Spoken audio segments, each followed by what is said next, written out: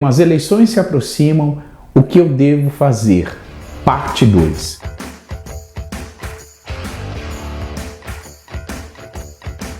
Olá, seja muito bem-vindo a esse espaço onde compartilhamos a vida cristã de forma prática, dinâmica e objetiva. Na primeira parte desse vídeo, nós falamos um pouco, olhando para o contexto do princípio bíblico de sujeição às autoridades, que o apóstolo Paulo ensinou em Romanos 13 e que Jesus exemplificou com sua própria vida em Mateus capítulo 22. Lá a palavra vai dizer que quando Jesus foi questionado acerca do tributo, ele diz que era necessário honrar as figuras de autoridade, dar a César o que é de César e dar a Deus o que é de Deus. Dentro desse contexto surge a pergunta: qual deve ser a relação do cristão com a política?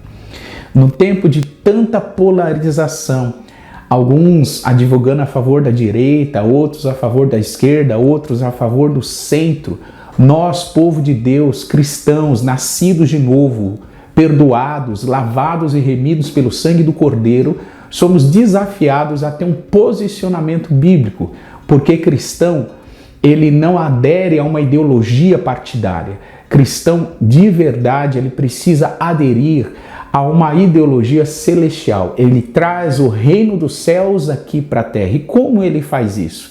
Ele precisa pesquisar, conhecer, identificar bons projetos políticos. Ele precisa entender que tudo isso esteja a serviço da sociedade e não a serviço de um grupo específico ou de outro grupo específico. Trocando em miúdos, um cristão precisa ter uma consciência crítica sobre todo projeto político que é apresentado baseado em princípios da palavra e não em preferências ideológicas, sejam elas da direita, da esquerda ou do centro. Por exemplo, como cristãos, não faz sentido nenhum nós votarmos em partidos ou em candidatos que sejam a favor do aborto, da legalização das drogas, da ideologia de gêneros e temas que são contrários à nossa fé, contrários à fé cristã ortodoxa, uma fé que nós recebemos como legado apostólico dos apóstolos de Jesus,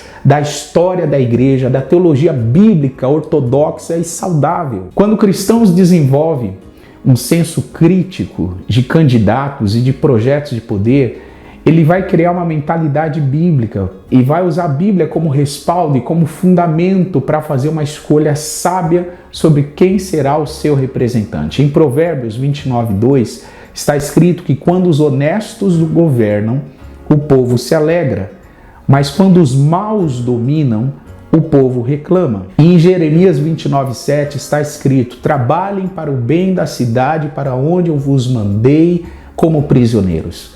Orem a mim, pedindo em favor dela, pois se ela estiver bem, vocês também estarão bem.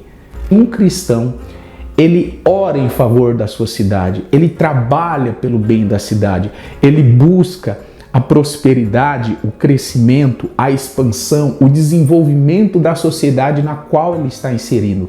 E sempre ele pede a Deus para que sejam colocadas em posições de governo pessoas justas, pessoas honestas, pessoas que pensem adequadamente e governem adequadamente. E por isso ele exerce o seu direito de voto com consciência, com sabedoria, com crítica. Por exemplo, nessa eleição de 2 de outubro de 2022, está muito em evidência os cargos executivos como governador e presidente. Mas tão importante quanto os cargos executivos são os cargos legislativos, que são ocupados por deputados estaduais, deputados federais e senadores. São eles que legislam, que criam as leis, que vão elaborar as leis que vão reger a sociedade para que ela tenha saúde, para que ela tenha menos desigualdade, para que ela tenha mais segurança pública, para que ela tenha uma melhor estrutura de saúde pública.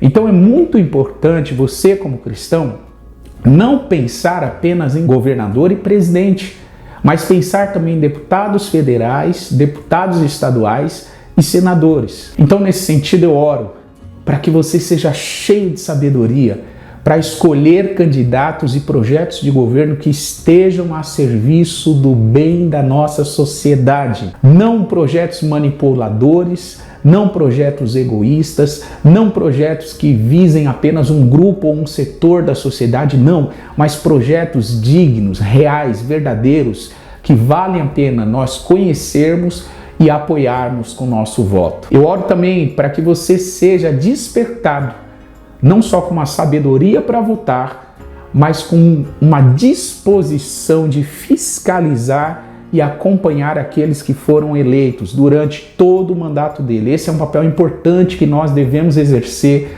como cidadãos. Que Deus te abençoe grandiosamente.